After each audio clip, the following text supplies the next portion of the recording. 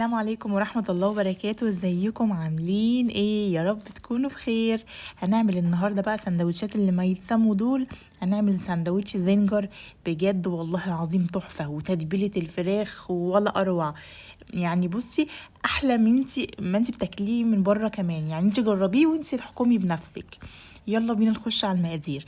انا معايا هنا صدرين فرخة. يعني انا هعمل بقى الكميه بالمره، يعني مش هتبل فراخ. يعني كميه بالمره عشان يبقى عندي كمان. هقطعها زي الفراشه كده، او هقطعها يعني من جنب كده، وهقول لكم هعمل فيها ايه دلوقتي علشان اخلي القطعه مدوره. انا مش عايزه القطعه يعني تبقى طويله كده، لا، هقول لكم دلوقتي هعمل فيها ايه حتى لو قطعت طويله منك. هقولك تعملي فيها ايه عشان القطعه تبقى مدوره كده، وتبقى تفرد في الساندوتش كده زي ما بناكلها بره. تمام. عايزه اقول لكم والله العظيم الصدرين دول طلعوا كميه حلوه قوي. اتغدينا منه واتعشينا واتبقى كمان. اللهم صل على النبي. احنا عندنا الصدور مش بنحبها قوي، ف بنحب الوراك اكتر.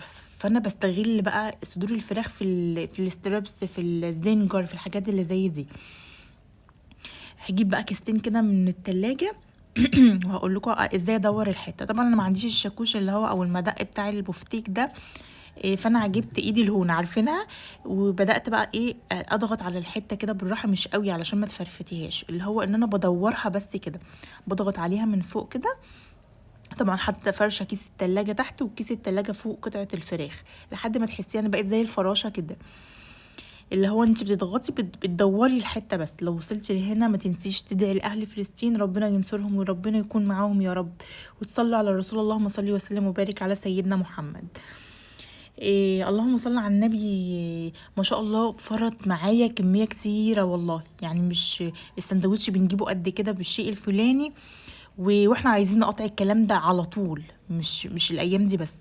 معايا بقى التتبيله نص كوبايه ميه، ومعايا كمان نص معلقه شطه، ممكن تخليها معلقه حسب الرغبه، ومعلقتين من البابريكا صغيرين، وكمان هحط معلقه من الثوم البودر.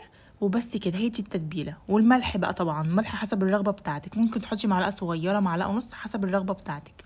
اهو يعني معلقه شطه او نص معلقه شطه صغيره، ومعلقتين من البابريكا، ومعلقه من الثوم البودر، والملح معلقه صغيره او معلقه ونص، وهنحطها فوق الفراخ طبعا مع نص كوبايه ميه كل ده. وهنسيبها بقى تتبل 4 ساعات، مش اقل من كده، او قبلها بيوم. هنعمل بقى الصوص بتاع الساندوتش الزنجر. معايا ربع كوبايه مايونيز، ومعلقه ومعلقه جبنه كريمي. جبنه كريمي، ما عندكيش جبنه كريمي حطي مثلثين جبنه، مثلثات. وربع معلقه صغيره فلفل اسود، وربع معلقه بصل بودر، ربع معلقه توم بودر، ورشه ملح صغيره. وهتقلبي كل الكلام ده مع بعضه وتحطيه في التلاجة. هنيجي بقى هنا الفراخ خلاص اتبلت معايا بقى دقيق اهو، هحط له رشه ملح بس خفيفه كده، وسن توم باودر، يعني ربع معلقه توم باودر كده، ورشه ملح خفيفه على الدقيق. وبعد كده معايا كمان ميه فيها تلج، ميه تكون متلجه. هجيب قطعه الفراخ بتاعتي، هقلبها في الدقيق كده 10 قلبات، وهنفضها كويس. وبعد كده هنزل في الميه مفيش اقل من ثانيه، في ثواني كده.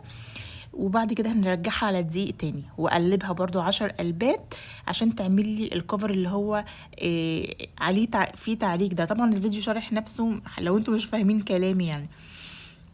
تمام. وبعد كده بقى هكون مسخنه زيت غزير، ويكون درجه الحراره بتاعته سخنه. يعني انا قبل ما اشتغل حطاه على النار، قبل ما اشتغل في الفراخ اهو.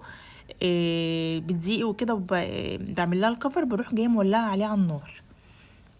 تمام كده. طبعا بعد الميه بتتقلب 10 قلبات، بتحطيها الاول في الدقيق 10 قلبات، بعد كده تنفضي تنزلي في ميه متلجه، ترجعيها تاني على الدقيق 10 قلبات. والدقيق ما يكونش فيه غير ملح وتوم باودر بس. لو نص كيلو دقيق يعني تحطي معلقه توم باودر صغيره، ونص معلقه ملح صغيره. الزيت بتاعي سخن جدا، جاي شايفين طبعا بيفور ازاي اول ما بنزل قطع الفراخ فيه. طبعا مش هقلبها دلوقتي خالص. وما تحطيش الفراخ كلها على بعضها. انا بحب هنا ما احبش اقلي في طاسه، بحب اقلي في حله المونيا، عشان بتوزع لي الحراره كويس، وبتخلي اللون كله موحد. فانا بحب اقلي في حله غويطه كده، المونيوم، علشان توزع لي الحراره. هسيبهم بالظبط 6 دقايق، وبعد كده هدي النار. ده بعد ال6 دقايق اهو. شايفين القرمشه؟ هديت النار شويه بقى لحد ما تاخد لون ذهبي كده جميل. انا بالنسبه لي هقول لكم هطلعها بقى في اللون انهي. عندي خلاص بقت اللون ذهبي وجميل اهو. طلعتهم كده على مصفى وتحتيها طبق عشان تنزل او تصفي الزيت الزياده اللي نازل من الفراخ. شايفين طبعا يعني والله العظيم ريحتها كانت قلب الدنيا، اكنك واقفه في مطعم بروست كده. وطعمها كمان يجنن، طعمها تحفه.